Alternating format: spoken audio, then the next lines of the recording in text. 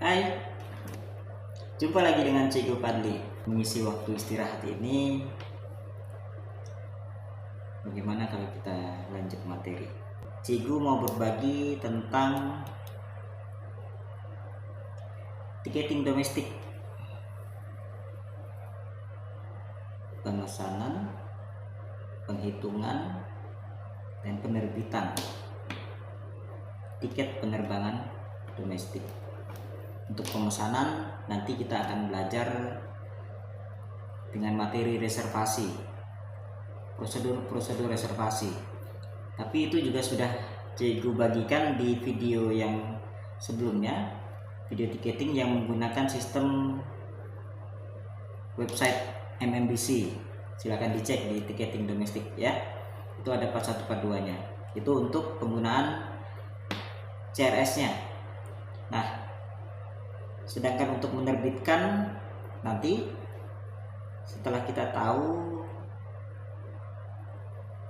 penghitungan dan sudah mahir melakukan reservasinya, karena sekarang sudah canggih, tidak pakai tiket dalam bentuk kupon lagi, sekarang sudah pakai sistem semua, sudah pakai tiket elektronik. Jadi nanti rekan-rekan pembelajar sekalian harus sudah mahir bagaimana menangani pemesanan tiket penerbangan domestik menggunakan sistem yang ada. Paling tidak gini, karena aplikasi ini beda-beda mungkin providernya, namun paling tidak ilmu dasarnya, fundamental tiket penerbangan domestiknya sudah dikuasai oleh rekan-rekan sekalian. Apa itu? Kode penerbangan, kode kota, 3-letter code, ya kan? Kemudian rekan-rekan sekalian sudah familiar dengan maskapai penerbangan domestik yang beroperasi di Indonesia, rute-rute penerbangan, kemudian tadi tarif, kemudian sudah familiar dengan istilah-istilah yang ada di dalam sistem reservasi, sehingga kawan-kawan tidak salah lagi dalam menginput yang tujuan akhirnya adalah penerbitan tiket penerbangan domestiknya tidak mengalami kesalahan data. Itu baik, nanti ya kita bahas. Kawan-kawan silakan cek video yang lain yang penggunaan sistem MMBC. Kemudian nanti penerbitan kita akan bahas singkat di video lain. Yang ini kita fokus kepada penghitungan tarif penerbangan domestik. Nah, tiket memang sekarang sudah menggunakan sistem, tapi paling tidak rekan-rekan pembelajar sekalian paham apa yang menjadi dasar penghitungan sehingga muncullah angka final dari sebuah tarif penerbangan domestik. Itu hal pertama, komponen pertama dalam tarif penerbangan domestik itu adalah basic fare atau tarif dasar ya, tarif dasar.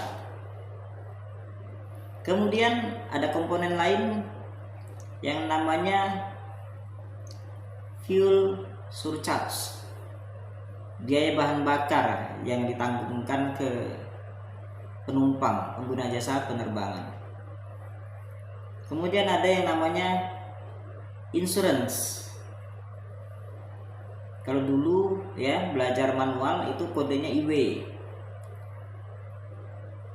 IWJR, iuran wajib jasara harja atau asuransi jiwa. Kemudian ada yang namanya tax.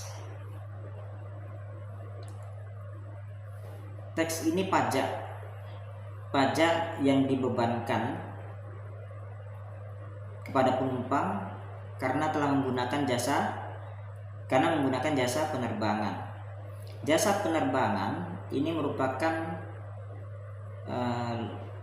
layanan dengan kategori mewah, makanya kena yang namanya PPN, pajak pertambahan nilai. Di Indonesia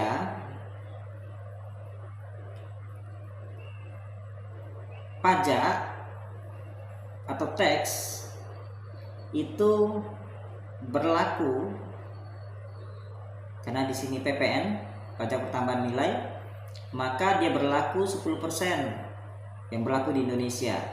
10% dari mana? 10% dari basic fare. Kalau basic fare-nya itu adalah 500.000, maka berapa tax-nya? Maka tax-nya atau PPN-nya 10%-nya adalah 50.000. Begitu ya. Dihitungnya seperti itu. Nah, setelah komponen-komponen itu ditemukan, ada angkanya, baru ditotalkan. Dapatlah yang namanya total fare, tarif final yang harus dibayar oleh pengguna jasa penerbangan, penumpang. Begitu. Sampai di sini bisa dimengerti. Jadi diingat-ingat, komponennya ada basic fare, ada IWJR, apa itu?